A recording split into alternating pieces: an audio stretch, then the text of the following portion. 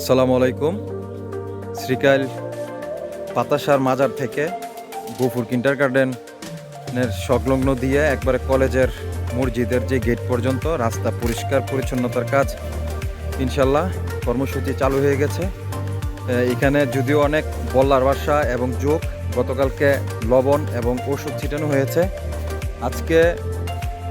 আজকেও ভাইয়েরা অনেক রিস্ক নিয়ে কাজ করতেছে, ভাইদেরকে অনেক অসংখ্য ধন্যবাদ। এবং আজকেও লবণ ছিটাতে হবে, লবণ লাগবে ইনশাল্লাহ, কিছুক্ষণ পরে লবণের ব্যবস্থা করব।